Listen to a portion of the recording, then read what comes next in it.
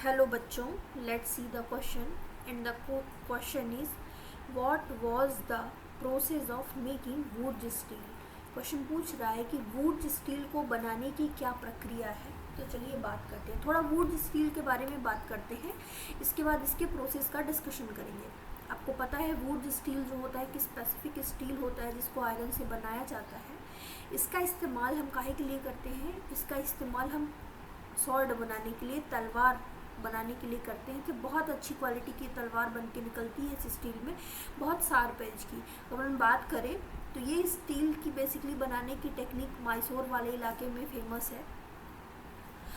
और टीपू सुल्तान जो मैसूर के रूलर हैं, उनके पास जो स्वॉर्ड थी वो वुड स्टील से मिलके बनी थी, जिसको आज भी इंग्लैंड के म्यूजियम में प्रिजर्व करके रखा गया है। तो आइए वुड स्टील के मेकिंग प्रोसेस की बात करते हैं कि क्या इसकी प्रक्रिया होती है, किस प्रकार इसको बनाया जाता है।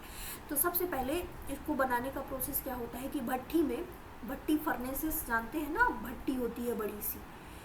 आजकल मशीन की भी भट्टी बनती है, और वैसे पहले जो नॉर्मल भट्टी बनाते थे तो मिट्टी और ईंटों का इस्तेमाल करके उसमें बनाते थे भट्टी। तो भट्टी में क्या किया जाता है, भट्टी में कुछ क्ले पॉट्स, कुछ मिट्टी के बर्तनों में आयरन एंड चारकोल को मिक्स किया जाता है।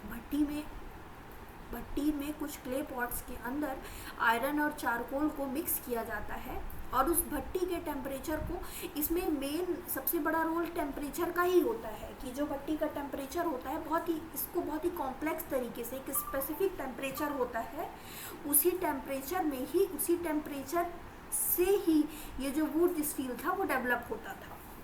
तो भट्टी में अंदर क्ले पॉट के अंदर आयरन और चारकोल को मिक्स किया जाता था, और टेम्परेचर को कंट्रोल किया जाता था अच्छे तरीके से। मतलब एक स्पेसिफिक टेम्परेचर में ही स्मेल्टर्स प्रोड्यूस होती थी, कुछ सिल्लियाँ, कुछ रॉड टाइप का वहाँ से प्रोड्यूस होता था, और उसी रॉड से, उसी स्टील इनगॉट से, स्टील इनगॉट मतलब होता है सिल्लियाँ, वो जो रॉड हमें मिलती थी उसी स्टील इनगॉट का इस्तेमाल स्वॉर्ड मेकिंग के लिए किया जाता था।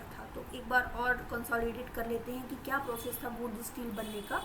तो फर्नेस में क्ले पॉट्स रखे जाते थे, उसमें आयरन और चारकोल को मिक्स किया जाता था, और टेम्परेचर को रेगुलेट किया जाता था। एक स्पेसिफिक टेम्परेचर आने पर ही, स्पेसिफिक टेम्परेचर आता था तो जो काम करते थे स्मेल्टर्स, उनको स्टील इनगॉट्स वहाँ से प्राप्त होता था।